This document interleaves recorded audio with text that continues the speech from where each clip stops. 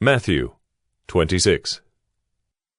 When Jesus had finished all these sayings, he said to his disciples, "You know that after 2 days the Passover is coming, and the Son of Man will be delivered up to be crucified."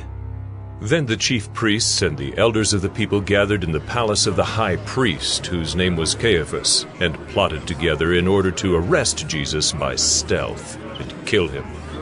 But they said, "Not during the feast, lest there be an uproar among the people." Now when Jesus was at Bethany in the house of Simon the leper, a woman came up to him with an alabaster flask of very expensive ointment, and she poured it on his head as he reclined at table. And when the disciples saw it, they were indignant, saying, "Why this waste? For this could have been sold for a large sum and given to the poor."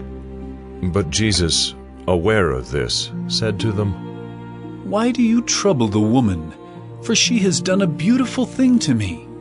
For you always have the poor with you, but you will not always have me. In pouring this ointment on my body, she has done it to prepare me for burial. Truly I say to you, wherever this gospel is proclaimed in the whole world, what she has done will also be told in memory of her." Then one of the 12, whose name was Judas Iscariot, went to the chief priests and said, "What will you give me if I deliver him over to you?" And they paid him 30 pieces of silver, and from that moment he sought an opportunity to betray him.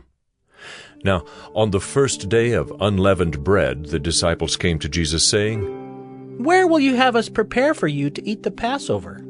He said, "Go into the city to a certain man and say to him, 'The teacher says, my time is at hand. I will keep the Passover at your house with my disciples.'" And the disciples did as Jesus had directed them, and they prepared the Passover. When it was evening, he reclined at table with the 12. And as they were eating, he said, "Truly I say to you, one of you will betray me." And they were very sorrowful and began to say to him one after another, "Is it I, Lord?" He answered, "He who has dipped his hand in the dish with me will betray me.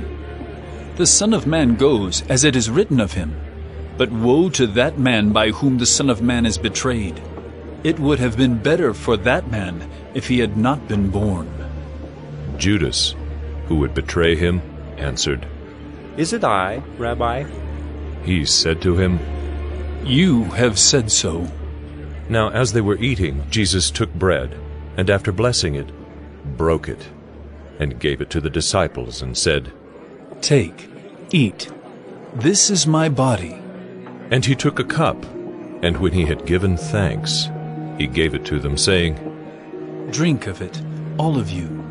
For this is my blood of the covenant, which is poured out for many for the forgiveness of sins. I tell you, I will not drink again of this fruit of the vine until that day when I drink it new with you in my Father's kingdom." And when they had sung a hymn, they went out to the Mount of Olives. Then Jesus said to them, "You will all fall away because of me this night, for it is written, I will strike the shepherd, and the sheep of the flock will be scattered. But after I am raised up, I will go before you to Galilee." Peter answered him, "Though they all fall away because of you, I will never fall away." Jesus said to him, "Truly I tell you, this very night before the rooster crows, you will deny me 3 times. Peter said to him, "Even if I must die with you, I will not deny you." And all the disciples said the same. Then Jesus went with them to a place called Gethsemane, and he said to his disciples, "Sit here while I go over there and pray." And taking with him Peter and the 2 sons of Zebedee, he began to be sorrowful and troubled. Then he said to them, "My soul is very sorrowful, even to death. Remain here and watch with me." And going a little farther, he fell on his face and prayed, saying, "My Father, if it be possible, let this cup pass from me. Nevertheless, not as I will, but as you will." And he came to the disciples and found them sleeping. And he said to Peter, So could you not watch with me 1 hour? Watch and pray that you may not enter into temptation. The spirit indeed is willing, but the flesh is weak. Again, for the second time, he went away and prayed, My Father, if this cannot pass unless I drink it, your will be done. And again he came and found them sleeping, for their eyes were heavy. So, leaving them again, he went away and prayed for the third time, saying the same words again. Then he came to the disciples and said to them, Sleep and take your rest later on. See, the hour is at hand, and the Son of Man is betrayed into the hands of sinners. Rise, let us be going. See, my betrayer is at hand.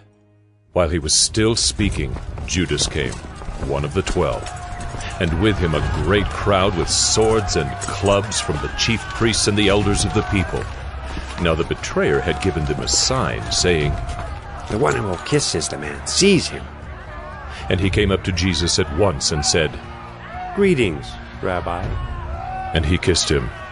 Jesus said to him, Friend, do what you came to do. Then they came up and laid hands on Jesus and seized him. And behold, one of those who were with Jesus stretched out his hand and drew his sword and struck the servant of the high priest and cut off his ear. Then Jesus said to him, Put your sword back into its place, for all who take the sword will perish by the sword. Do you think that I cannot appeal to my Father, and he will at once send me more than 12 legions of angels? But how then should the Scriptures be fulfilled, that it must be so? At that hour Jesus said to the crowds, Have you come out as against a robber, with swords and clubs to capture me? Day after day I sat in the temple teaching, and you did not seize me. But all this has taken place that the Scriptures of the prophets might be fulfilled. Then all the disciples left him and fled. Then those who had seized Jesus led him to Caiaphas the high priest, where the scribes and the elders had gathered. And Peter was following him at a distance, as far as the courtyard of the high priest, and going inside he sat with the guards to see the end. Now the chief priests and the whole council were seeking false testimony against Jesus, that they might put him to death. But they found none, though many false witnesses came forward. At last 2 came forward and said, This man said, I am able to destroy the temple of God and to rebuild it in 3 days.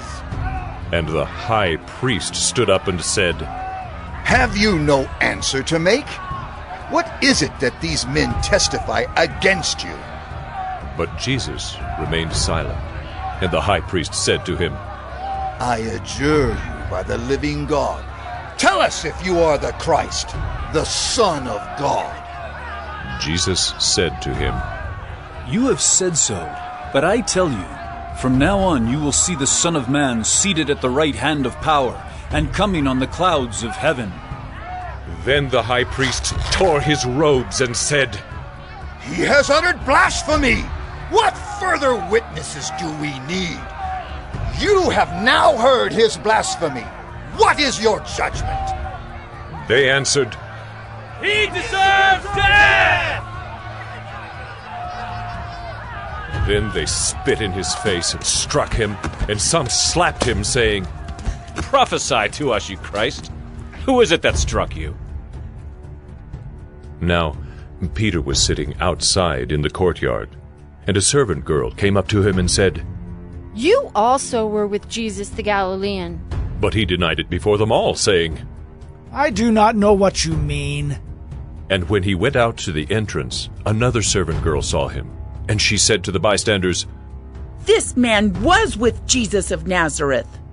And again he denied it, with an oath. I do not know the man. After a little while, the bystanders came up and said to Peter, Certainly you too are one of them, for your accent betrays you. Then he began to invoke a curse on himself, and to swear. I do not know the man. And immediately the rooster crowed, and Peter remembered the saying of Jesus. Before the rooster crows, you will deny me 3 times. And he went out and wept bitterly.